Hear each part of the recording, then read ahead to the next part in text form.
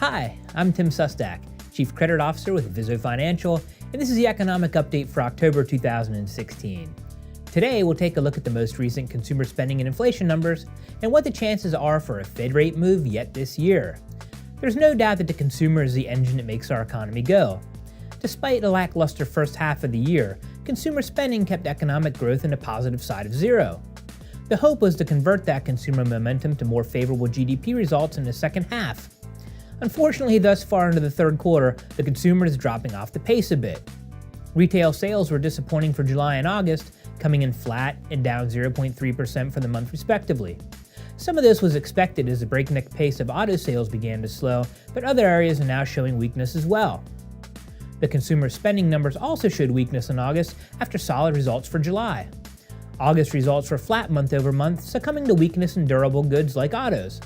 And although service spending has advanced, it moved ahead at a slower pace than in prior months. The consumer numbers certainly are not what we hoped for thus far into the second half, though the Fed's preferred inflation measure, the Personal Consumption Expenditures Index, actually moved forward a bit. Headline results came in up 0.2 at 1% year over year for August, and the core rate, which excludes food and energy, was up slightly to 1.7% year over year. So, inflation inched a bit closer to the Fed's 2% goal, but any satisfaction here is likely overshadowed by the recent miss in the economic engine that is the consumer. How this plays into the possibility of a rate hike this year, after the break.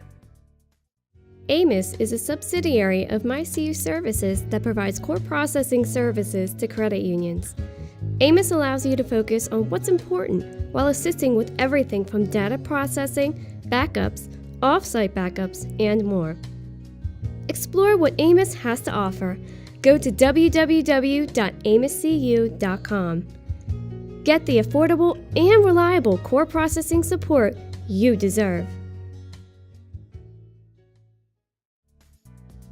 Welcome back. In its updated set of projections released at the September meeting, the Fed continued to predict one more 25 basis point rate increase yet this year. Thinking that they'll not raise rates just before the November election, that leaves December as the meeting to fulfill the prophecy. It will be interesting to see how being calendar bound to the December meeting interacts with the Fed's idea of being data dependent. One would think inflation needs to continue to crawl forward, employment needs to maintain its trend, and the consumer needs to pick it up a bit for a data-dependent Fed to justify a rate increase in December, given that they took a pass when things looked pretty decent over the summer. If the numbers did not pan out, will the weight of the end of the year instigate a move? Given that we had 3 FOMC members dissent against the no-rate action in September, I'm thinking something will have to be pretty ugly numbers-wise to make them pass by December. Who knows? With issues like Deutsche Bank and Wells Fargo popping up, and Brexit still looming, you never know what may show up to derail the rate train. Whatever the case, look to the Fed to talk it up a bit if they're going to move in December, so as to not surprise the markets, where the probability of a rate move in December is still only about 55 to 60%. That's the economic update for October. Let's take a look at this month's release dates for some of the more important economic statistics.